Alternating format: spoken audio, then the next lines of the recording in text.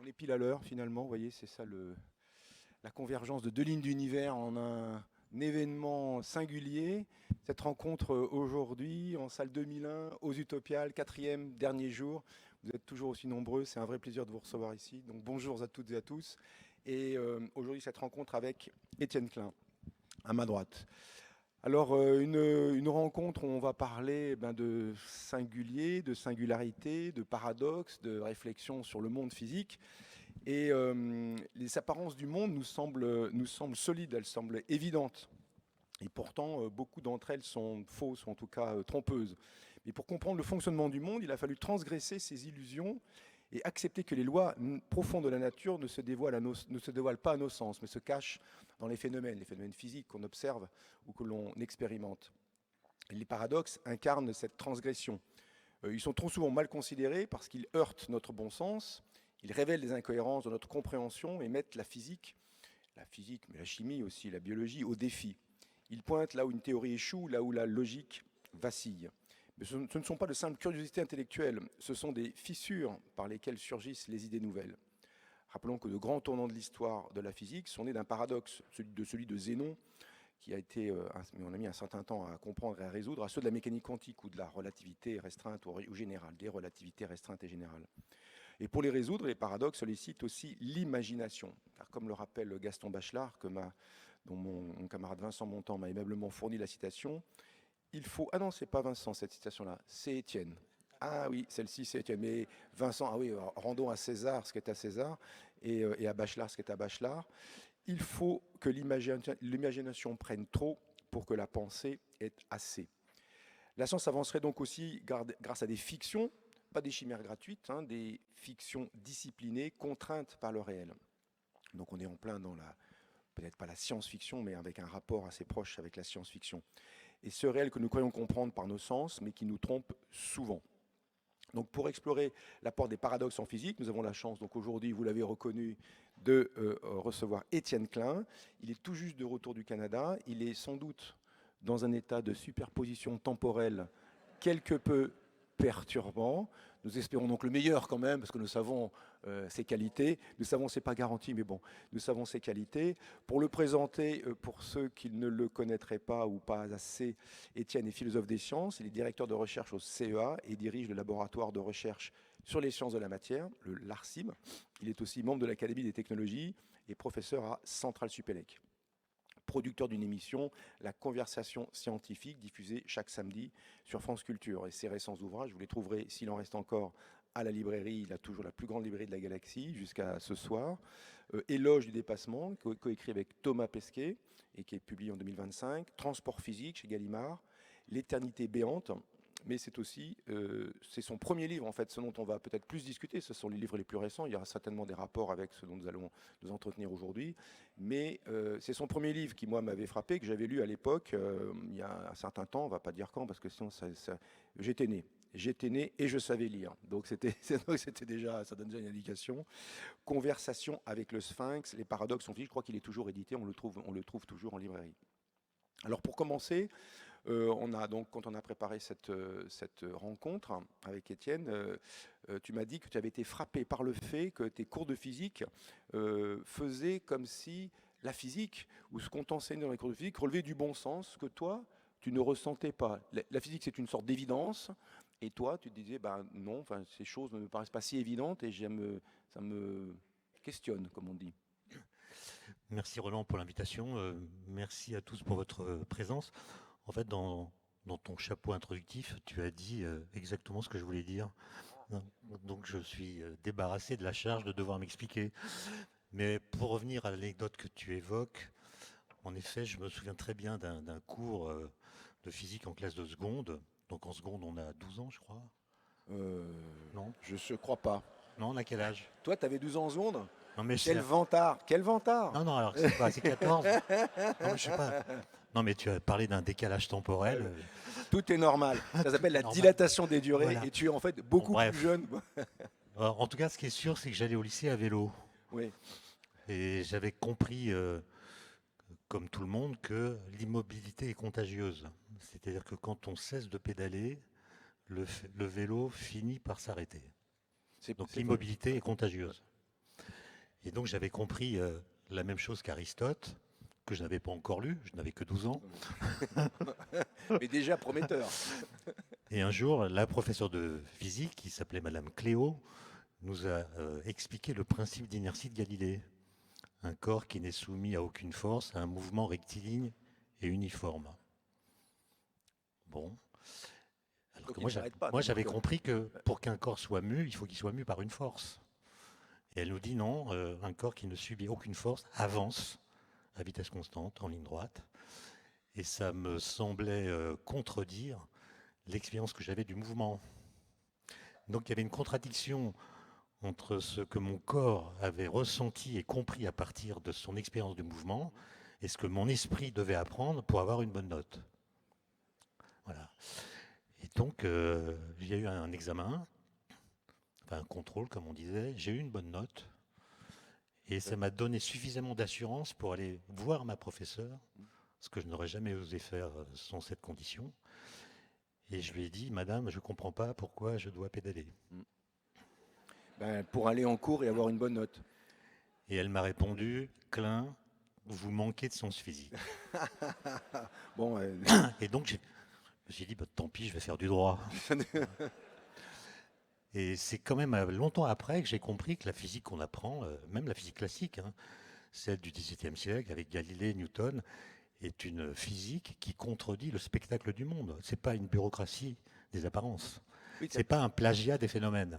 Mais les apparences nous trompent. C'est-à-dire quand on voit le monde, quand on l'observe avec nos sens, quand on le constate avec les moyens, disons, rudimentaires, mais enfin néanmoins non nuls de nos sens, ce que l'on constate parfois peut être correct, mais enfin essentiellement est contredit par le... C'est-à-dire le monde dans lequel on vit nous masque l'univers. En fait, les lois physiques que les grands physiciens du XVIIe ont mises au jour, et d'autres ensuite, sont des lois qui sont enrobées dans notre monde de phénomènes physiques qui les masquent. On ne voit pas le principe d'inertie parce qu'on n'est pas dans le vide.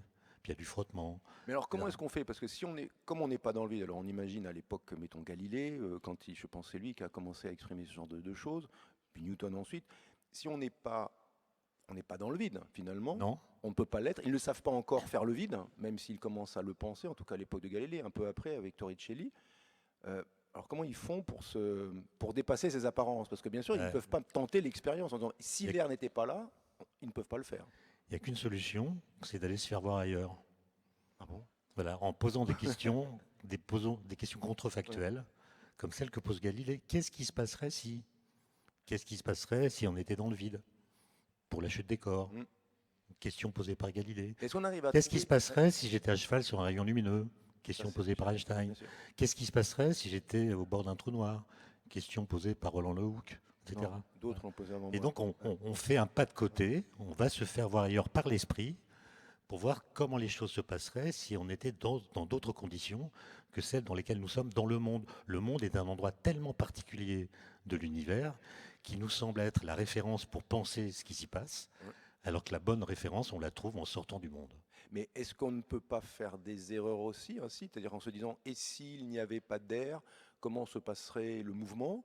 On peut imaginer plein de choses, et faute de pouvoir les tester, ces hypothèses ou ces conséquences par une observation ou une expérience, on peut dire aussi des bêtises, ça peut être une fiction pure et simple. Mais la physique, c'est en partie une science-fiction, mais ce n'est pas qu'une science-fiction. Parce qu'une fois qu'on est parti, il faut revenir. Donc on part, on fait l'expérience de pensée, on invente des concepts, on énonce des lois hypothétiques, et ensuite on doit trouver les moyens de les tester dans le monde, ou hors du monde si on a la chance de sortir de l'atmosphère. Oui. Mais il y a quand même cette méfiance vis-à-vis des règles qu'on déduit de l'induction. Voilà. Et aussi la méfiance à l'égard de nos sens. Nos sens, évidemment, sont très utiles. Quelqu'un qui serait privé des 5 sens aurait une espérance de vie très courte. Mais nos sens, ils peuvent aussi nous tromper. Et le miracle, moi j'appelle ça un miracle, c'est que par différents stratagèmes intellectuels, on a pu faire en sorte que le monde dans lequel on est décoïncide de ce qu'il nous montre. Et on a pu découvrir des choses qui existent que nos sens ne perçoivent pas. On voit très peu la lumière, on voit quelques fréquences. On voit un peu quand même. Oui, enfin, on voit pas grand. En fait, on voit rien. C'est un tout petit. On voit quasiment rien. On voit du spectre, le spectre visible, c'est tout. On voit pas les électrons, on voit pas les neutrinos ni les atomes, on voit pas les trous noirs. on ne voit pas les ondes gravitationnelles, on ne voit pas le boson de Higgs, et on a pu déterminer que ces objets existent parce que les mathématiques en physique prolongent nos sens au-delà du visible, et si on s'y prend bien, permettent de toucher des choses que nos sens sont incapables de percevoir. C'est quand même assez incroyable. Prenez la physique quantique, qui est née donc il y a exactement un siècle, enfin un siècle. Donc, c'est toute une histoire. On pourrait commencer par Planck en 1905, Einstein en 1905, Bohr en 1913, Louis de Broglie en 1923. Mais on choisit comme référence 1925, donc il y a 100 ans, puisque c'est la date à laquelle Erwin Schrödinger, partant en vacances de Noël avec l'une de ses maîtresses et l'autorisation de sa femme, dans une station de sport d'hiver qui s'appelle Arosa dans les Grisons. Il est parti avec elle. Son identité n'est pas connue de la maîtresse. Il y a plusieurs hypothèses. Bon. Enfin, il y a une superposition quantique de possibilités. Voilà.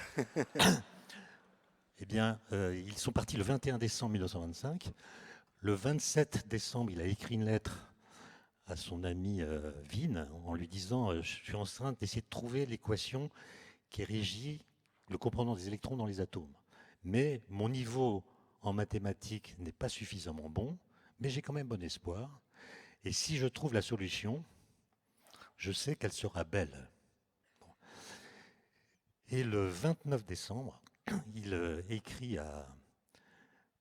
Comment il s'appelle c'est le décalage horaire, son nom m'échappe. Hermann Weyl, autre ami, en lisant « J'ai trouvé l'équation ». Alors Hermann Weyl, c'était l'amant de sa femme. Ah, et il avait donné l'autorisation aussi. On était à Vienne dans les années 20, d'accord ? Autre ambiance. Et donc il écrit à Hermann Weyl « J'ai trouvé l'équation à l'issue d'un épisode érotique fulgurant et tardif ». Donc la question c'est que veut dire tardif ? Est-ce que c'était tard le soir ou est-ce que c'est parce qu'il avait 37 ans ? Bon bref, ça c'est l'acte de naissance et la physique quantique nous donne accès à un monde qu'on appelle le monde de l'infini, même s'il faudrait revoir cette définition, dont les lois contredisent les lois que nous observons directement dans notre monde. Donc c'est-à-dire que, pour revenir sur l'expérience de pensée, c'est quand même un outil mental crucial dans le développement de la physique, des sciences en général sans doute, et peut-être au-delà, mais c'est un élément crucial dans le développement. Si on n'avait pas, disons, inventé l'expérience de pensée, si on n'avait pas tenté, si personne n'avait jamais tenté de faire le saut, le « et si », il n'y avait pas d'air « et si », alors on ne serait pas... L'expérience de pensée, c'est l'illustration de la phrase de Bachelard. Ouais. Il faut que l'imagination prenne trop pour que la pensée ait assez. C'est-à-dire qu'il faut se donner la liberté de poser des questions qui peuvent sembler bizarres ou absurdes, d'essayer de les résoudre dans un cadre logique qu'on se donne a priori pour voir leurs conséquences. Et en l'occurrence pour Galilée, il n'a jamais vu des corps de masses différentes tomber à la même vitesse. Donc la première loi de la physique moderne, la loi de la chute des corps, qui dit que tous les corps tombent à la même vitesse dans le vide, est une loi, c'est la première de la physique moderne, qui contredit toute expérience possible qu'on peut faire du temps de Galilée. L'expérience de la tour de Pise, c'est une légende. Il n'a jamais fait ça. En tout cas, ça n'apparaît dans aucun de ses écrits. Et d'ailleurs, s'il avait fait l'expérience, il aurait montré que les corps lourds tombent plus vite que les corps légers. Sans doute, oui. Donc il n'a jamais fait l'expérience. Simplement, il a inventé une expérience de pensée qui est canonique, au sens où il pose une hypothèse qui est que Aristote a raison, ce dont à l'époque personne ne doute. Aristote dit que les corps lourds tombent plus vite que les corps légers, et même dans son livre qui s'appelle Le Traité du ciel, il établit une loi de proportionnalité entre la vitesse de chute et la masse des corps. Ouais. Ça, c'est quand même gonflé. Bah, il tente sa chance. Non, mais vous imaginez, pour lui, un rocher qui pèse 1 million de fois plus qu'un petit caillou tombe 1 million de fois plus vite. Ouais. C'est absurde. Même de son temps, on pouvait voir que c'était faux. Mais il y avait une telle confiance dans Aristote que ça n'était même pas discuté. Donc Galilée suppose, non pas qu'il y a une proportionnalité entre la vitesse de la chute et la masse, mais simplement il dit, je suppose que les corps lourds tombent plus vite que les corps légers. C'est l'hypothèse de départ. Il écrit ça dans un livre qui s'appelle Discours sur 2 sciences nouvelles. Maintenant, je prends une grosse pierre, une petite pierre. Si je la laisse tomber, la grosse va tomber plus vite que la petite. Ça, selon l'hypothèse de départ, c'est ça. Selon l'hypothèse de On départ. poursuit le raisonnement. Maintenant, Ouais. raisonnement qui est une expérience de pensée, je relie la grosse pierre à la petite pierre par une ficelle. Entendu. Voilà, donc je fais un système qui est plus lourd que la grosse pierre. Voilà. Que dit Aristote dans l'hypothèse où je lâche ce système d'une certaine hauteur? Ben, c'est plus lourd que la grosse pierre. Donc ça va tomber plus vite que la grosse pierre toute seule. Oui. Mais pendant la chute, la petite pierre qui tombe moins vite va tendre la corde au-dessus de la grosse pierre et faire parachute. Donc elle va freiner la chute de la grosse pierre. Donc l'ensemble va tomber moins vite que la grosse pierre. Donc ça va tomber plus vite et moins vite que la grosse pierre toute seule. C'est l'invention du en même temps macroniste, d'accord? Mais qui monte les limites du en même temps. Voilà. Et comment Non mais c'était pas une critique. Hein. Et comment résoudre le paradoxe en disant que la grosse pierre tombe à la même vitesse que la petite pierre, ce qui n'est pas ce que nous voyons. Oui, bien sûr. D'accord. Et ensuite, il faut expliquer comment une loi qui contredit ce qu'on voit explique quand même ce qu'on voit.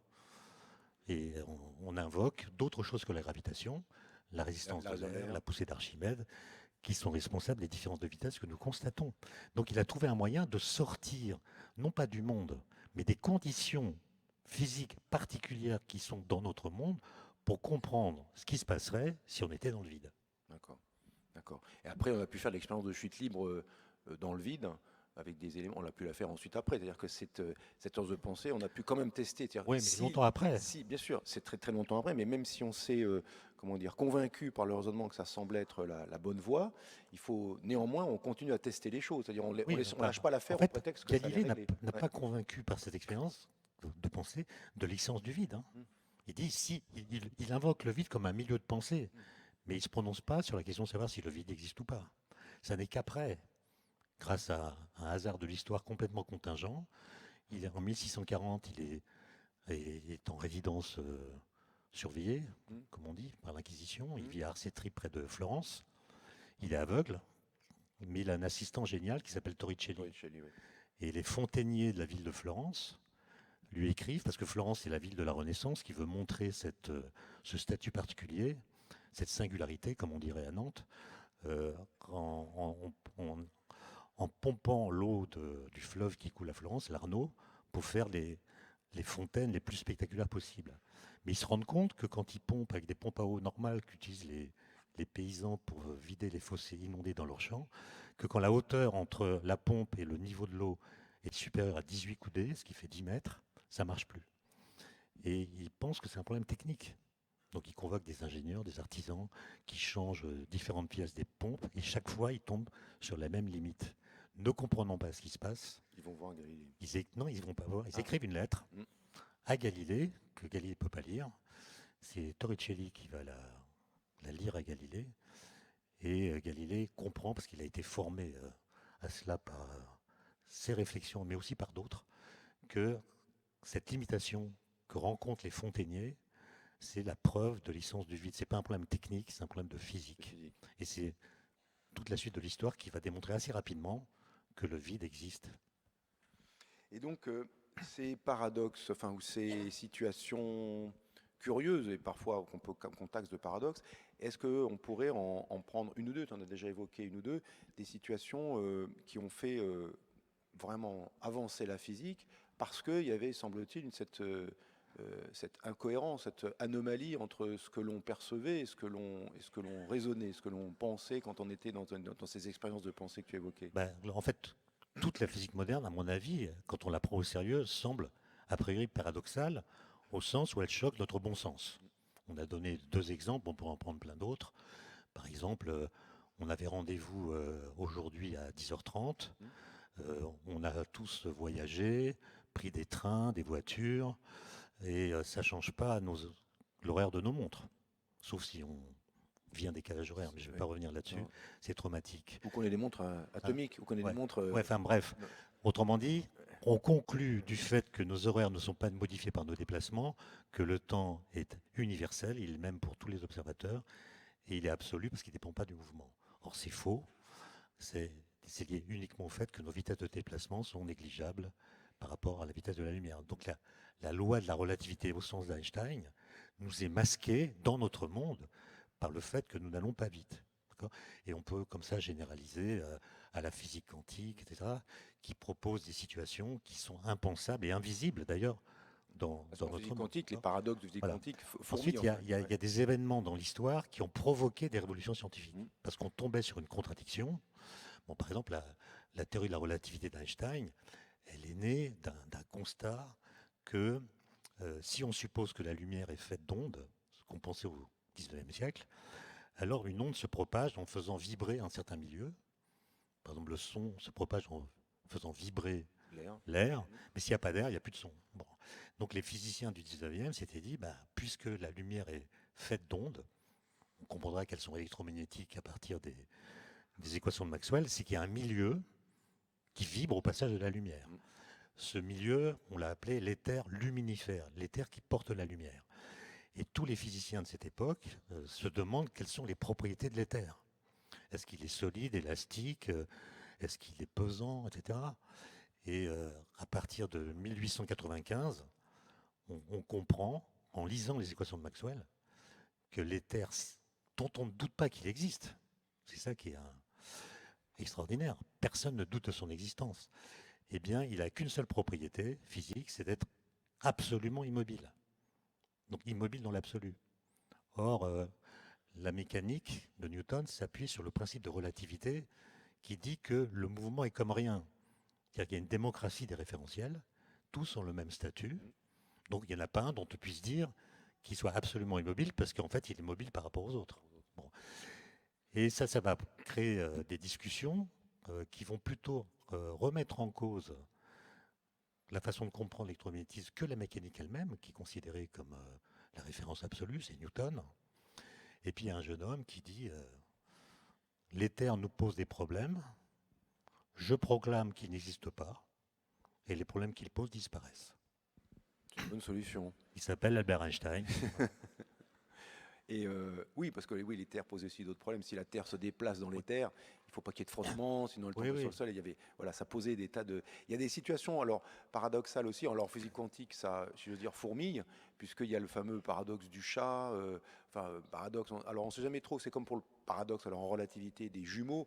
Est-ce qu'on doit vraiment les qualifier de paradoxe ou de questions mal posées? Ça peut être aussi au sens où formulé avec des concepts qui ne sont plus adaptés au cadre qu'on est en train d'essayer de décrire. Donc, est-ce que c'est d'authentiques paradoxes ou est-ce que c'est des questions mal posées, des concepts mal digérés? Alors, le paradoxe des jumeaux de Langevin, il est intéressant. Il a été publié par Langevin en 1911, avant qu'il y ait la relativité générale, théorie de la gravitation en 1915. Et en fait, comme souvent, quand on a une révolution, pour la rendre pédagogique, on la présente comme une évolution.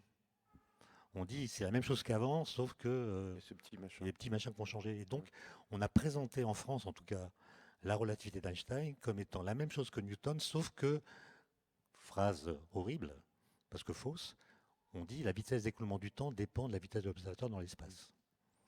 Voilà. Et on dit, voilà, on prend deux jumeaux, il y en a un qui part dans une fusée, quand il revient, son âge s'est décalé de celui qui était resté sur Terre. Alors ça, c'est paradoxal, au sens où ça viole le sens commun. Mais c'est pas du tout ce que veut dire le paradoxe des jumeaux de Langevin. Ce que dit le paradoxe des jumeaux de Langevin, c'est que si on intervertit les positions des deux jumeaux, on se met dans le référentiel de la fusée. Alors dans le premier cas, c'est le premier qui part qui revient plus jeune que celui qui est resté.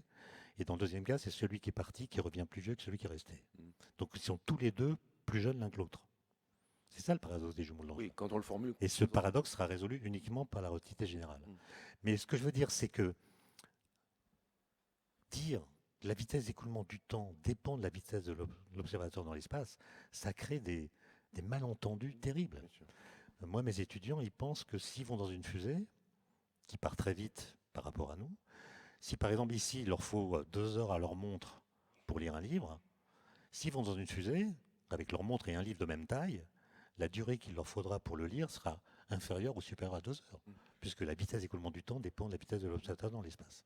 Alors comme vous le savez bien, c'est faux. Le mouvement est comme rien. C'est-à-dire quand vous êtes en mouvement, tout se passe exactement comme si vous n'étiez pas en mouvement. Oui, les lois de la physique sont les mêmes. Voilà. Il y avait cette essence de pensée de Galilée sur cette question dans un bateau qui est une description magnifique, enfin, dans un bateau supposé sur une mer calme, étale, avec un vent régulier, qui donc avance censément en ligne droite à vitesse constante. Et il décrit tout un tas de phénomènes avec des papillons, des poissons dans un bocal, des balles qu'on se jette. Et il dit, il n'y a aucune façon de Bah, se rendre compte qu'on est en mouvement. je suis arrivé hier en train, Hmm. en TGV. Il y a un monsieur, il y avait le contrôle des billets. Il y a un monsieur qui n'avait pas de billet. Hmm. Donc le contrôleur a sorti sa machine pour encaisser l'amende. Et le monsieur a répondu, monsieur, en classe de seconde, j'ai appris le principe de relativité qui dit que le mouvement est comme rien. Et depuis, je refuse de payer mes billets de train. Hmm. Et ben, je pense que, en fait, je crois que le contrôleur, il subisse des formations, non? Oui. Parce qu'il a répondu, monsieur, vous ne citez que la première moitié de la phrase de Galilée. Parce que Galilée a dit, le mouvement est comme rien et l'immobilité est un mouvement partagé. Nous sommes immobiles l'un par rapport à l'autre, donc nous partageons le même mouvement, donc payé. C'est pas mal. Bravo. Bravo. Et donc Bon, finalement, c'est une blague due au décalage horaire. ouais, c'est ça. Mais donc finalement, alors le paradoxe, là ça permet de faire des blagues, mais le paradoxe a des vertus pédagogiques finalement, parce qu'il a permis de comprendre le monde, mais aussi l'analyse du paradoxe, son démontage, sa déconstruction et son explication permet éventuellement de mieux comprendre ce qui a posé paradoxe et en fait ne devrait pas ou ne devrait plus. Mais moi, je pense que le paradoxe, c'est le combustible de l'intellect. C'est-à-dire, si notre pensée n'est pas soumise à des choses qui la contredisent, notre pensée, croyant penser, ne fait que se répéter et tourner dans un sorte de cercle vicieux. Elle ne s'interroge pas elle-même. Elle est constamment soumise à des biais de confirmation. Et il me semble que, contrairement à ce que m'a dit ma professeure de physique en seconde, on ne devrait pas dire à quelqu'un, vous manquez de sens physique. Parce que justement, la physique moderne, elle contredit notre bon sens et donc elle nous choque. Donc le paradoxe, c'est vraiment le combustible de l'intellect, c'est ce qui nous fait réfléchir. Et si on tente d'échapper au paradoxe, alors on s'enferme dans des sortes de croyances. Oui, mais il y a aussi des situations où quand on veut rendre compte des apparences, on peut, comme on dit, rajouter des épicycles. Enfin, comme on l'a fait un temps, on voulait rendre compte du mouvement des planètes, du mouvement apparent des planètes. Par exemple, la planète Mars, qui a une rétrogradation. Et donc, en partant d'une hypothèse qui s'est avérée erronée, la Terre est au centre et les objets ont des mouvements circulaires uniformes ou des combinaisons, on a rajouté des épicycles, des épicycles. Donc, on pourrait aussi, quand on a une anomalie, alors c'est pas toujours un paradoxe au sens qu'on l'a déjà discuté, mais on voit un phénomène, il y a un truc qui paraît bizarre, une situation qu'on ne comprend pas, qui semble contredire la façon dont on pensait avant.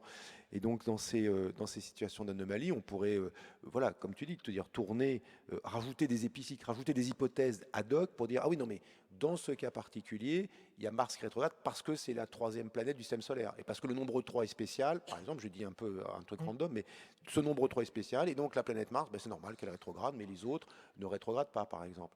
Et ça, ce rajout d'hypothèses successives, c'est ça que tu évoques quand tu dis on pourrait. En fait, quand il y a un paradoxe, tourner alors comme tu l'as dit toi-même, il y a plusieurs façons d'être un paradoxe. Ça peut être une contradiction au sens de la logique, ça peut être une contradiction pour notre bon sens, ça peut être une contradiction entre des mesures faites ou des observations et une loi physique. Et le statut qu'il a, évidemment, va dépendre de ces différentes catégories. Mais si par exemple il y a une contradiction entre une observation, un résultat d'expérience, une mesure, et une théorie dans laquelle on a vraiment confiance. Mm. Qu'est-ce qu'on fait? Quand on dit vraiment confiance, c'est-à-dire on a. Par exemple, prends la mécanique de Newton au 19e siècle. D'accord, mais on a confiance parce qu'on a des arguments pour ça. Enfin, D'abord parce que c'est on Newton. l'a vérifie d'abord. Je pense qu'il a réglé le truc. Ouais. C'est Dieu sur Terre qui a trouvé les lois de l'univers, en tout cas pour la gravitation et les lois du mouvement. Et il y a des preuves. Il y a des confirmations expérimentales. Voilà, il y a une sorte d'efficacité. Elle n'a jamais été prise en défaut, d'une certaine façon. Et puis il y a une efficacité opératoire. Voilà.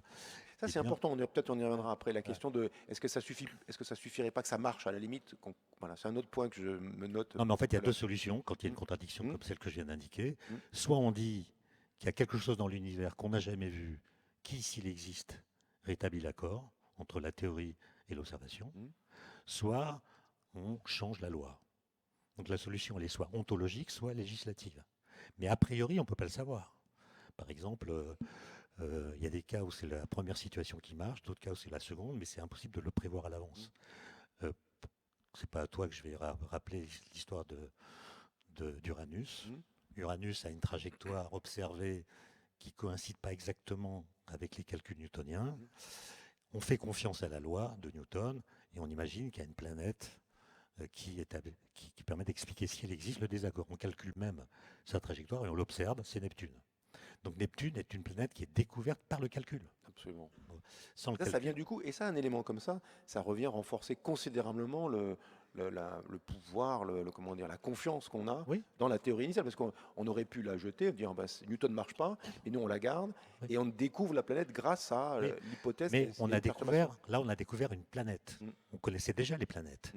Donc on a prédit une planète, qui est un objet qu'on avait déjà identifié par ailleurs. Qui était pas un Au XXe siècle, Ouais. on a prédit l'existence de phénomènes qu'on n'avait jamais vus, dont on n'avait pas d'équivalent. Donc, par exemple, le boson de Higgs, qui est un champ scalaire. On n'avait jamais vu de champ scalaire, etc. Maintenant, quand le même problème s'est reproduit pour la planète la plus proche du Soleil, Mercure, eh ben, on a ressorti la même recette. Oui, on a même baptisé la planète manquante à l'avance, on l'a appelée Vulcain. On a pointé les télescopes à l'endroit où elle était. Il y a un ingénieur d'ailleurs qui a découvert Vulcain et on lui a donné la Légion d'honneur dans le quart d'heure. Hein. Après, on a vu que c'était des artefacts. Et là, c'est intéressant, il y a des centaines d'hypothèses formulées par les uns et les autres expliquant pourquoi on ne voit pas cette planète qui existe.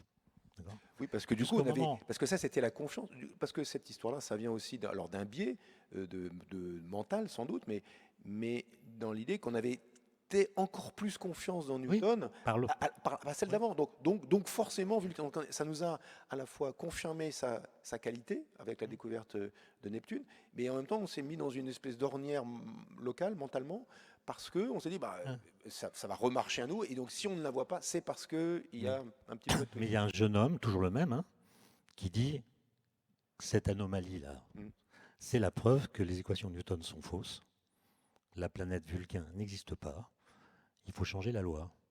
Il s'appelle Albert Einstein. Et d'ailleurs, en 1916, donc quelques semaines après la publication de la relativité générale, il publie le calcul du périmètre de Mercure. Il trouve 43 secondes d'arc par siècle, qui est la valeur mesurée. C'est les deux premiers calculs qu'il fait, la déviation. Et ce qui est extraordinaire, c'est qu'on a retrouvé, c'est le petit-fils de Michele Besso, a retrouvé dans la cave de son grand-père un manuscrit. Michele Besso, tu peux nous dire en un mot Michele Besso, c'était un ami d'Einstein, italien, avec lequel il a collaboré pendant plusieurs années à Berne, au bureau des brevets, entre 1904 et 1907. Puis ils sont restés amis tout au long de leur vie, très riche correspondance. Et en 1913, quand Einstein rentre de Prague, où il avait enseigné pendant quelques mois, il retourne à Zurich, parce qu'il a compris qu'il va devoir changer la géométrie de l'espace-temps pour écrire une théorie de la gravitation qui tienne compte du principe d'équivalence. Bon, bref, il écrit une esquisse de relativité générale avec son collègue Grossman, qui publie en 1913. Et les tenseurs ne sont pas les bons. Mais ce qu'on découvre en lisant le manuscrit caché de Michele Besso, qu'il avait conservé, qui fait 52 pages, on s'aperçoit que Einstein, alors tantôt c'est l'écriture d'Einstein, tantôt c'est celle de Besso. Alors quand c'est Einstein, on ne comprend pas grand-chose parce qu'il n'y a pas de phrase. Et heureusement, avec Besso, il y a des phrases. Donc on comprend un peu. Mais quand même, Einstein prétend démontrer la relativité du mouvement de rotation. Il est tout content. Il écrit dans la marge « Das stimmt », ça marche. Il est tellement content qu'il fait confiance à ses équations.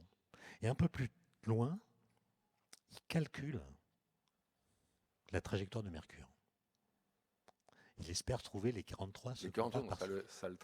Il se trompe sur la masse du Soleil, d'un facteur 10, ça intervient au carré, donc ça fait une grosse erreur. Puis il se rend compte de l'erreur, il refond le calcul, et il trouve 30 minutes d'arc par siècle. C'est pas du tout le résultat. Pas du tout, 43 secondes. Mais Einstein, il est tellement content de son résultat d'avant que le fait qu'il y ait un désaccord à propos de Mercure ne semble pas le troubler. C'est bizarre, hein ? Ouais. Et c'est en 1915 qu'il se rend compte qu'il y a une erreur dans les calculs pour l'invariance pour le principe de relativité appliqué à la rotation. Et il va accepter de changer le tenseur qui intervient dans l'équation pour reprendre celui qu'avait proposé Grossman en 1913 que lui avait jugé non physique. Et c'est ça qui va devenir la vraie théorie de la relativité générale. Et en janvier 1916, il publie le calcul qui donne les 43 secondes d'arc par siècle. Il reçoit une lettre de Hilbert qui lui dit « Mais comment vous avez fait pour calculer aussi vite ?» Il avait déjà fait avant. Il avait déjà fait le calcul avant. Enfin, il avait merdé. Avec, mais il l'a refait. C'est un vieux calcul. Ouais. Très bien. Et donc, avant de passer la parole au public, pour conclure un peu notre discussion tous les deux, je me demandais, alors puisqu'on est quand même dans un festival de science-fiction, est-ce que finalement on ne pourrait pas dire que, avec ce qu'on vient de raconter sur les expériences de pensée, sur la façon dont on peut faire fiction dans la science, est-ce que finalement la science-fiction ne serait peut-être qu'une continuation de la science avec d'autres moyens? C'est pour paraphraser Clausewitz qui disait que la guerre n'est que la continuation de la politique avec d'autres moyens. La science-fiction ne serait que la continuation de la science par d'autres moyens, et la science peut être qu'une forme très élaborée de fiction. Question, vous avez 5 minutes. Il n'y a que des spécialistes de science-fiction dans la salle, donc je suis embarrassé. Moi, je ne lis que des livres de science-fiction qui racontent des voyages dans le temps pour voir le moment où ça va plus aller. Ça craque, oui. En général, ça va plus. À un moment donné, ça va plus. Personne n'a jamais raconté de voyage dans le temps. On n'a jamais pu raconter que le voyage d'un temps dans un second temps. Donc il faut 2 temps pour raconter un voyage dans le temps. Bon. Et en général, la contradiction apparaît assez vite et j'arrête de lire. Mais il faut continuer. C'est l'histoire amusante. Pour répondre à la question que tu poses, moi je pense qu'il y a, sans être du tout un spécialiste, mais j'ai l'impression qu'il y a 2 sortes de science-fiction. Il y a ceux qui prennent la physique, la science au sérieux et qui la font jouer dans des circonstances qui nous sont inaccessibles, qui la prolongent au-delà d'elle-même. Par exemple, en imaginant qu'on vit dans tel ou tel contexte ou qu'on a pu aller dans une planète qui est inaccessible avec les moyens qu'on connaît, etc. Et donc il s'agit de, un peu comme je le disais tout à l'heure, de sortir de notre monde pour voir ce qui se passerait si on était ailleurs. Et donc ça permet de faire jouer la science au-delà des conditions où on peut l'expérimenter. Et puis il y a une science-fiction qui se libère de la science, qui est dans la fantaisie, comme on dit, qui s'émancipe des lois physiques, qui en utilise certaines et qui en viole d'autres, et qui ouvre un espace à l'imaginaire qui est plus large. En tout cas, la différence entre la science-fiction, dans les 2 cas, l'imagination joue un rôle important, en science évidemment, en science-fiction encore tout à fait évidemment, mais il y a une manière de juge de paix qui est un peu différente. C'est-à-dire juger ce qui est de bonne qualité en science-fiction, il y aurait sans doute 1000 critères, mais en tout cas en science, il faut qu'il y ait une adéquation au réel, et c'est toute la question qu'on évalue au début, c'est-à-dire ce réel, qu'est-ce qu'il est, comment il est mesuré. La bonne image, je crois que c'est Bachelard qui la cite, c'est un voilier. L'imagination, c'est le vent qui souffle dans les voiles, qui permet que le bateau avance, et la dérive, c'est la raison qui empêche l'imagination de délirer. Donc la dérive, donc la science, c'est un mélange d'imagination et de raison. C'est pas l'imagination pure, même si dans certains cas, elle peut être féconde. Mais elle peut être féconde, voilà. C'est-à-dire qu'au contraire, ça permet de sortir de la boîte, ça permet de faire une extension, un écart, ce qui est compris ou ce que l'on pense comprendre, de sorte qu'on puisse avoir des idées nouvelles, des concepts nouveaux. Mais la science-fiction, on n'a pas besoin d'aller très loin pour la voir, parce que notre langage, il a sédimenté, il s'est en quelque sorte enquisté, et notre langage, notre façon de parler des phénomènes, n'évoluant pas, contredit l'explication des phénomènes. Je ne sais pas si je suis très clair, mais je vais prendre un exemple. Je crois que Michael Launay est présent dans ce festival. Je ne sais pas s'il est dans la salle. S'il est dans la salle, je le salue. Mais il a écrit un livre magnifique dans lequel il explique comment fonctionnent les aspirateurs. C'est déjà et quand vous lisez son livre, quand vous aspirez l'aspirateur chez vous, ça devient une expérience métaphysique. Parce que continuer à passer l'aspirateur chez vous, alors ça a aussi des vertus. Non, moi je le fais avec mes étudiants. Du coup, je l'utilise cet exemple. Imagine, il y a une miette de pain sur la table. Je vais chercher mon aspirateur, je le branche, j'allume, et je vois que la miette file dans le tube. Et je demande aux étudiants, c'est quoi la force qui fait que la miette comprend qu'elle doit filer dans le sac? C'est quoi la force? Comment elle sait qu'elle doit y aller, quoi? Il n'y a pas de contact. Mes étudiants me disent, monsieur, un aspirateur, c'est fait pour aspirer. C'est une vision fonctionnaliste, c'est-à-dire ça marche parce que ça marche. En fait, un aspirateur n'aspire pas. Il n'aspire rien du tout. D'accord. En fait, la miette, elle est poussée. Elle est poussée par la pression. Ouais. Pas par la pression. Enfin, Mais c'est comme les radiateurs qui sont pas vraiment des radiateurs en fait. On pourrait dire des convecteurs. En fait, l'aspirateur, il empêche Ouais. certaines molécules d'air Ouais. qui normalement viendraient taper la miette à droite de venir taper la miette. Ouais. Donc il y a moins de molécules qui viennent de la droite qu'il y en a qui viennent de la gauche. Et donc elle est poussée. Donc en fait, elle est poussée. Donc la première chose à faire, si on prenait la science au sérieux, c'est de rebaptiser les aspirateurs, de changer leur nom. Par exemple, moi je propose rétropousseur. Ça, c'est beaucoup plus classe et ça fait très science-fiction pour le coup. Ça fait très science-fiction. Le rétropousseur oui. Eh ben, je pense qu'on pourrait. C'est du marketing. Hein. Ouais. C'est vendre un nouveau type d'objet qui s'appellerait les rétropousseurs, qui seraient exactement des aspirateurs, mais qui bénéficierait du halo symbolique de la science-fiction. De la science-fiction et de la science, parce que rétropousseur, c'est aussi un élément technique. Merci beaucoup, Étienne. Donc, c'est des vendeurs d'aspirateurs. Eh bien, écoutez, il y a un truc là, il y a un truc à faire. Alors, comme il nous reste une vingtaine de minutes, et pour être sûr qu'on ait quand même suffisamment de temps pour que le public, pour que vous puissiez échanger avec Étienne, on va prendre les questions. Alors, comme je ne vois pas bien la salle, voilà, merci beaucoup. Comme ça, on verra qui pose la question. Si vous voulez donc interagir avec Étienne, c'est le moment. Nous avons une vingtaine de minutes. On a préservé un peu de temps pour que vous ayez le plaisir et la possibilité de le faire tranquillement. Première question là-bas, monsieur, bonjour. Bonjour, ça va. C'est passionnant, merci beaucoup pour cet échange. Vous avez évoqué en physique des choses qu'on ne savait pas et on invente quelque chose en retour. Et je me demandais tout simplement si la matière noire, j'ai l'impression, moi je suis juriste, je ne suis pas du tout physicien ou quoi que ce soit, mais on nous parle de la matière noire dans l'univers comme quelque chose qui résoudrait toutes les solutions, tous les problèmes, et j'ai l'impression qu'on la cherche. Mais est-ce que c'est pas quelque chose que vous avez décrit comme l'éther, l'umi, quelque chose qu'on a l'impression qu'on est sûr que c'est là, mais en fait peut-être pas. Ben merci pour la question, mais c'est exactement le type de problème que j'évoquais tout à l'heure. Il y a une sorte de contradiction entre les prédictions et l'observation, en l'occurrence pour la dynamique des galaxies. Donc il y a deux solutions. Soit la solution ontologique, on dit qu'il y a la matière qu'on ne voit pas qui explique le désaccord, soit on change la loi. Voilà, la loi de la gravitation, telle que Einstein l'a décrite. Et la réponse, c'est pour l'instant, on n'en sait rien. Mais quand on dit problème de la matière noire, on sous-entend que la solution est ontologique. Exactement. Je pense que la bonne façon de formuler le problème, c'est de dire on a un problème avec la dynamique des galaxies.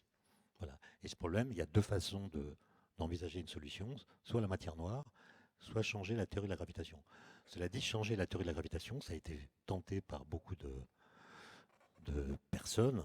Et pour l'instant, on ne peut pas dire que ce soit très satisfaisant. Donc c'est un problème ouvert.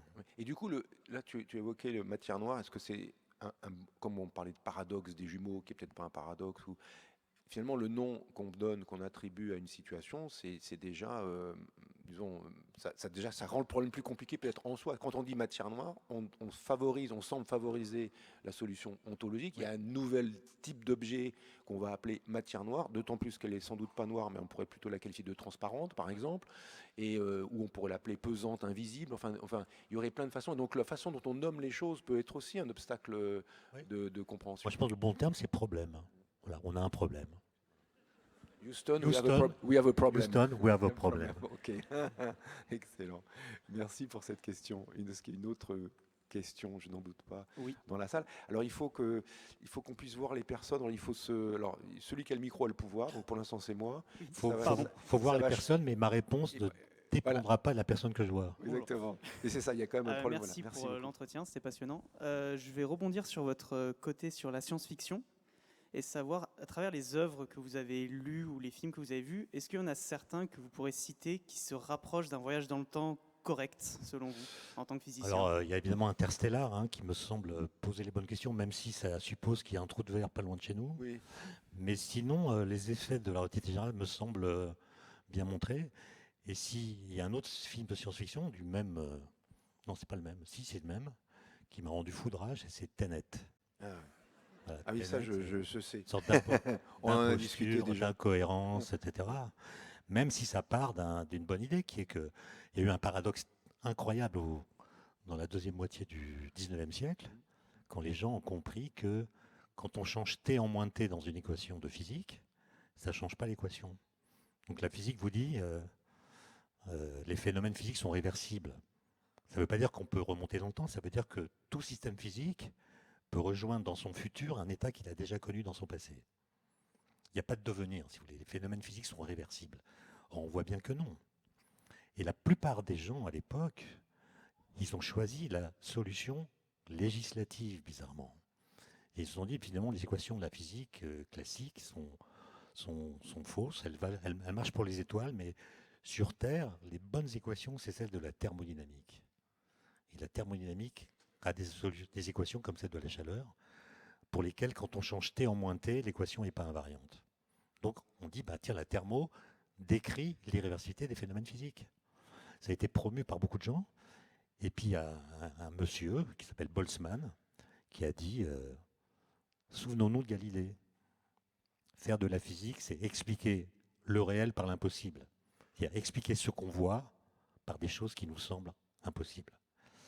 Et il a montré qu'on pouvait comprendre les équations de la thermo en faisant l'hypothèse de l'existence de l'atome, atome régi par les lois de la physique classique. Donc l'irréversibilité, ce n'est pas quelque chose qui vient des lois elles-mêmes, mais qui vient du fait que dans un gaz, par exemple, il y a beaucoup d'atomes qui sont présents. Et c'est lui qui va gagner. On va démontrer en 1906 que l'atome existe, mais il était un peu bipolaire, mais il a été soumis à des attaques de ses collègues extrêmement violentes. Et comme vous le savez, il s'est suicidé 2 mois avant la publication de l'article de Jean Perrin démontrant l'existence des atomes. Donc, je ne sais plus en quoi ça rejoint votre question. Est-ce que tu avais vu des films de science-fiction où les ouais. voyages dans le temps étaient... Donc Tenet non, la réponse est non. Tenet, c'est absurde. Il y a des gens qui viennent du futur pour combattre des gens qui viennent du passé. Enfin, c'est impossible à suivre. Et dans Tenet, on confond 2 choses qui n'ont rien à voir l'une avec l'autre. L'irréversibilité du temps et l'irréversibilité des phénomènes physiques. Le temps, il est toujours irréversible. Un instant qui advient ne s'est jamais produit. Par contre, l'irréversibilité peut affecter les états physiques. Un système qui évolue ne retrouvera jamais dans son futur un état qu'il a connu dans son passé. Et Tenet mélange les 2 trucs et c'est absurde. C'est un film qui a eu un... Alors Tenet, c'est un palindrome, oui, bien parce sûr. qu'il est dans les 2 sens. Oui, c'est censé être la clé du truc. Et moi, je connais des palindromes autrement plus séduisants. Et même les anagrammes. Comme élu par cette crapule. Voilà. Très bien. Une autre question. En fait, on dit n'importe quoi. Mais c'est pas grave. C'est paradoxal, voilà, c'est singulier. Merci en tout cas pour cette question et cette réponse. Ah ben voilà, on a un aspirateur. Oui, bonsoir. Merci beaucoup pour cette oui, mais là, attendez, présentation. Oui, mais on ne voit pas la miette. Enfin, il faut un aspirateur avec... Ah non, parce que nous, on a le retour. Regardez, il y a le... Voilà. Nous, on a le retour, on voit un aspirateur. C'est un film, oui. Très bien. Merci beaucoup pour cette présentation. J'ai la chance d'avoir mes deux vulgarisateurs favoris sur scène. Alors là, c'est un moment spécial pour moi. Et alors j'en profite, je prends le courage, là, j'ai un peu le trac pour poser cette question, mais je vais quand même me concentrer.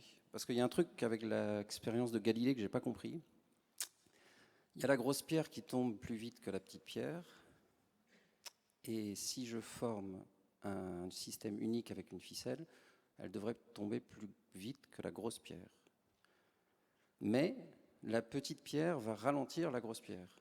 Seulement en disant ça, je fais une sorte de rétro-pédalage parce que j'ai postulé que j'ai formé un système unique, mais je retourne en arrière en disant que la petite pierre a un effet. Seulement, la petite pierre, en ce moment-là, elle redevient un système unique. Et c'est là que j'ai du mal à comprendre. En fait, l'idée de Galilée, en effet, c'est très bonne remarque, c'est que vous pouvez prendre une grosse pierre unique et vous la couper en 2. Voilà. Et donc, le fait de la considérer comme ayant des parties possibles. Alors, ce n'est pas une démonstration que Galilée propose. En fait, il dit exactement comme l'autre à Houston, « We have a problem ». On a un problème. On a un problème avec la loi d'Aristote. Elle n'est pas aussi évidente qu'elle y paraît. Elle contient une forme de contradiction interne qui mérite une exploration. Merci. Vous connaissez l'anagramme de la chute des corps? L'anagramme de la chute des corps, c'est hors du spectacle. La loi de la chute des corps, elle est cachée par le spectacle de la chute des corps. La preuve par l'anagramme. Ouais, c'est plus fort. Ouais, c'est beaucoup plus fort.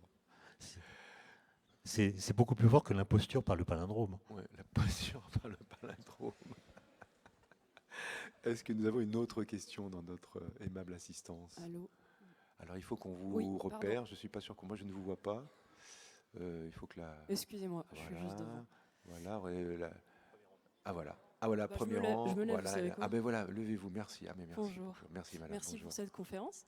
Je voulais poser une petite question, c'est peut-être évident pour tout le monde, hein, mais j'aimerais savoir comment l'expérience des fontaines de Florence démontre l'existence du vide.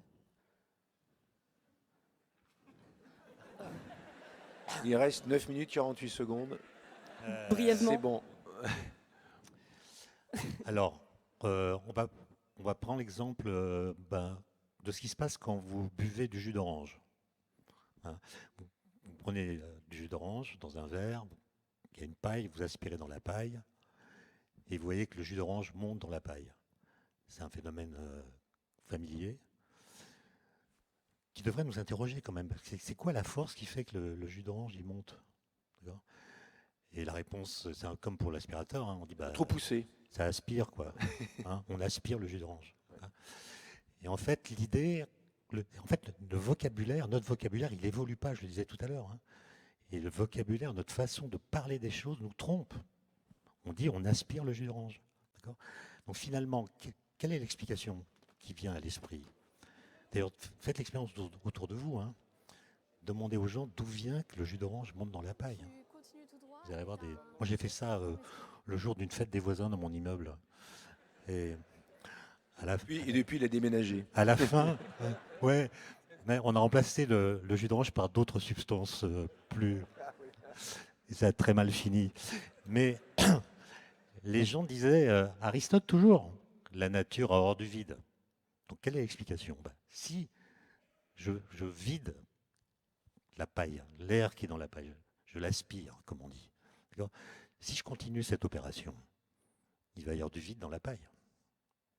Or, la nature a horreur du vide. Donc qu'est-ce qu'elle fait, la nature? Elle demande au jus d'orange de bien vouloir monter dans la paille pour empêcher que le vide qu'elle déteste apparaisse. Autrement dit, l'horreur que la nature a pour le vide agit comme un antidépresseur. D'accord? C'est ça l'explication. Incontestablement, ça colle. Ce que dit Galilée Pour à propos Aristote. Et en fait, Galilée dit, non, pas du tout. Ce qui fait monter la paille, c'est pas une force qui le tire vers le haut, c'est une force qui va du haut vers le bas, qui appuie sur le jus d'orange qui est hors de la paille et qui le fait monter dans la paille. Et cette force, c'est ce qu'il appelle la pesanteur de l'air. D'accord ? Et la densité de l'air est telle que la pesanteur de l'air permet à l'eau, et là je reviens en fontaine, de monter jusqu'à 10 mètres, mais pas plus. Voilà. Et donc il a démontré ainsi l'existence du vide. C'est Torricelli qui a fait l'expérience avec du mercure. Oui, dans Torricelli, il y avait l'idée que quand on retourne... Alors le mercure, c'est pas 10 mètres, ce qui est pratique. C'est 76 cm. 76 cm, donc ça fait des manips plus faciles. En fait, Mais il y a un intervalle, quand on retourne le tube rempli de mercure, qu'on le retourne sur un bain de mercure, sur lequel s'exerce la pression atmosphérique, le mercure se soulève jusqu'à une certaine hauteur, et si le tube de mercure fait, mettons, 1 mètre de haut, le mercure va se stabiliser à 76 cm, environ 76 cm, et il va y avoir un intervalle qui était rempli de mercure et qui ne l'est plus, et que contient cet intervalle. C'était la question de Torricelli. Torricelli ne parle pas de vide parce qu'il a peur de l'Inquisition. Oui. D'accord. Mais il va pas publier, mais il va faire l'expérience dans différentes villes. Et il va la faire notamment à Rome, à la fin de l'année 1644, devant un monsieur qui s'appelle l'abbé Mersenne, un Français qui a une académie. L'académie, elle est contre l'université qui est aristotélicienne, on peut penser librement. Et Mersenne va être tellement impressionné qu'en rentrant à Paris, il va en parler à tout le monde. Tout le monde, ça veut dire Descartes, Étienne Pascal, le père de Blaise Pascal, Gassendi, etc. Et c'est le père de Blaise Pascal qui va en parler à son fils, Blaise, qui va résoudre le problème. Et qui va aller sur D'ailleurs, Blaise Pascal, il a écrit un traité du vide qu'il n'a pas publié de son vivant, qu'il a laissé inachevé, dans lequel il y a un chapitre absolument incroyable, où il explique, parce que Torricelli, il a inventé le baromètre. Mais Blaise Pascal, en demandant à son beau-frère, d'où l'intérêt d'avoir des beaux-frères d'ailleurs, qui habitait à Clermont-Ferrand, d'escalader le Puy de Dôme avec un baromètre au mercure, de voir si la colonne de mercure avait une hauteur qui variait avec l'altitude, il a inventé l'altimètre. Et il a compris en fait qu'à une certaine hauteur, les femmes ne pourraient plus allaiter leur enfant. Il en parle. Il dit, voilà, on dit que le bébé, il aspire le lait de sa mère par succion. Il dit, il n'y a pas de succion. C'est que le bébé il diminue la pression dans sa bouche, et c'est la pression atmosphérique qui appuie sur le sein qui fait sortir le lait. Donc le lait, il n'est pas aspiré, il est expulsé par la pression atmosphérique. Et donc si on va trop haut, il y a moins de pression, et le lait ne sort plus. Et c'est vrai. Tu as essayé toi-même, tu as fait l'expérience? On ne peut pas nourrir un Non, bébé. Non, mais ça a été fait, l'expérience a été faite dans le village le plus haut sur Terre, à 5000 mètres au Pérou, il y a une mine d'or. Et quand les femmes accouchent, elles doivent descendre à plus basse altitude pour allaiter leur enfant. Non, Voilà, autant. La physique, ça rigole pas. Hein. Non. Ça a des conséquences. La physique a des conséquences. Avons-nous une autre question? Alors, je ne sais pas où est le micro, je vois une main qui se lève devant, mais voilà. Mais le problème, c'est le pouvoir appartient à celui qui a le micro ou à celle qui a le micro. Là, ça sera manifestement, c'est vers vous que ça converge.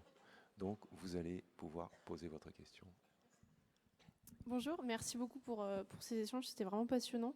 À la fin, vous avez dit si on prenait la science au sérieux, et en fait ça m'a aussitôt fait penser à l'émergence des mouvances anti-sciences qu'on observe un peu partout dans le monde entier, de la désinformation, du conspirationnisme, etc. Et alors c'est peut-être une question pour vous deux, mais je voulais avoir votre avis sur est-ce que vous avez observé ces dernières années un changement dans l'écoute ou la réception de l'expertise scientifique? Je réponds, tu réponds ensuite. Quand je disais prendre la science au sérieux, ça veut dire que si on la prenait au sérieux, on changerait nos façons de parler de certains phénomènes. On ferait ce que Paul Valéry appelait un nettoyage de la situation verbale. Par exemple, si on prenait au sérieux ce que les physiciens ont appris sur le temps, il y a des façons de dire le temps qu'on aurait abandonnées. Mais quand on parle du temps aujourd'hui, on le fait exactement comme le faisait saint Augustin au IVe siècle après Jésus-Christ dans les Confessions. Il y a un chapitre qui s'appelle Le temps. Si vous le lisez aujourd'hui, vous comprenez ce que dit saint Augustin. Et pourtant, entre saint Augustin et nous, il y a eu Galilée, Newton, Einstein et tous les autres, qui, si on les avait pris au sérieux, feraient que notre langage aurait été tellement transformé qu'on ne pourrait plus comprendre ce que dit saint Augustin sur le temps. Et si on comprend saint Augustin, c'est simplement parce qu'on parle comme lui. Voilà. Notre langage n'a pas évolué, on dit c'est les mêmes formules, c'est la même façon de le dire, c'est la même façon de le confondre avec la durée, avec le changement, avec le devenir, avec la vitesse, etc. Donc on fait dire trop de choses à ce mot, et de sorte que tous les discours nous semblent admissibles. Maintenant, sur les mouvements anti-sciences dont vous parlez, moi j'ai subi, comme beaucoup, un traumatisme pendant le Covid. Hein. C'est grâce au Covid, si j'ose dire, que j'ai compris que la vulgarisation qu'on essaie de faire tous les deux et d'autres, c'est un échec complet, quoi. Ça ne marche pas. Ça ne marche qu'auprès de ceux auprès de qui ça marche. Hein, c'est-à-dire pas grand monde. D'accord ? Et on a vu comment, pendant le Covid, on peut s'abreuver à d'autres sources et dire absolument n'importe quoi sans être contredit. Je ne parle même pas des États-Unis aujourd'hui, hein, où le réel n'a plus aucune importance. Et moi, je dirais qu'il y a une sorte de concaténation entre la liberté et la vérité. C'est-à-dire que chacun, aujourd'hui, s'estime libre de dire ce qu'il veut à propos de n'importe quoi. On est libre, complètement libre de dire n'importe quoi. Alors, chacun peut fabriquer sa fiction personnelle sans estimer qu'il est redevable d'une forme de vérité scientifique dont il devrait tenir compte à la fois dans sa façon de penser et dans sa façon de parler. Voilà. Par exemple, si je te propose un truc. Ce soir, on va créer tous les deux un site internet signé par nous deux, expliquant, avec plein d'arguments différents, que la Terre est plate. Je mettrai un pseudo alors pour moi. Ouais, mais je te dénoncerai. Salaud. Eh ben, je pense qu'il y a des gens qui nous suivront, mais on n'aura aucun enduit judiciaire. On ne pourra pas nous faire un procès, on a simplement utiliser le droit. On a le droit de dire n'importe quoi. D'accord ? Et voilà, et c'est ça qui m'inquiète un petit peu. La physique, surtout la physique et les sciences naturelles en général, parce que malgré tout, les sciences naturelles se sont fondées par une confrontation au réel. Et comme je dis à mes étudiants, les cours de physique que je donne pour des étudiants plutôt de sciences humaines, c'est qu'il existe des lois qui ne se décrètent pas à l'Assemblée nationale, contre lesquelles on n'aura pas raison et avec lesquelles on ne peut pas négocier. Et donc ces lois-là, il vaut mieux les connaître quand même, en moins en avoir une notion. Et la façon cruelle de les tester, c'est si vous pensez que vous pouvez flotter en l'air par la force de votre pensée, eh bien, vous pouvez vous jeter librement du 3e étage de la Tour Eiffel. Nous observons attentivement le résultat. Et donc, il y a ça. Alors, dans cette situation-là, ça paraît assez facile. Des fois, il a fallu construire d'énormes instruments, même comprendre, comme le CERN, par exemple, mais il a fallu des siècles pour comprendre ne serait-ce que la conservation de l'énergie, avec les questions dont on parle de, disons, transition énergétique, appelons ça comme ça. Évidemment, il faudrait comprendre des choses sur l'énergie et sur d'autres notions qui sont voisines de celles de l'énergie, enfin, qui sont pas sans rapport avec celles de l'énergie. C'est pas si simple non plus de les expérimenter de manière aussi cruelle, brutale et presque évidente, puisque même Trump n'oserait pas se jeter du sommet de sa tour pour montrer qu'il peut, par la force de sa pensée, vaincre la gravité. Donc là, cette idée-là, je pense qu'elle est assez... Il y a quand même des choses qu'on comprend, disons imparfaitement. Ça évolue assez lentement. Il y a des choses sur lesquelles on a confiance, mais il existe quand même un certain nombre de règles, disons, fondamentales, et qu'on pense fondamentales et universelles, avec lesquelles on ne négocie pas. Et le problème, il est là, c'est qu'il y a des gens qui pensent de manière évidente, quand on les observe, qu'ils ont une parole performative. Ils disent le réel. Voilà. Et avec ce mode de pensée-là, eh bien, il y a la façon la plus... une des conséquences, à mon avis aussi très importante, c'est qu'il n'y a plus de réel partagé. Il y a plus, même, je parle du réel physique déjà, moi ça, c'est déjà un point, c'est ce qu'essaie de faire la vulgarisation pour avoir une compréhension du réel physique partagé, mais même dans le réel, disons, qui ne serait pas physique, qui serait du réel social, politique, d'interaction entre les gens. Et là, du coup, c'est la divergence. Pour moi, À propos de réel, sur l'écran, il y a un chronomètre. Ouais, et l'heure est en rouge avec un signe moins. Tu crois que ça veut dire qu'on est en retard ? Le temps s'écoule à l'envers. Oui, c'est ça. Nous sommes en train de remonter. Continuons, nous remontons dans le temps. Voilà. Ouais. Continuons, nous remontons dans le temps. On est dans Tenet. Eh bien, on va donc arrêter ici pour éviter de mettre dans l'embarras nos successeurs. Merci à vous. Merci beaucoup pour votre présence et merci à Étienne pour sa venue au festival. Merci beaucoup.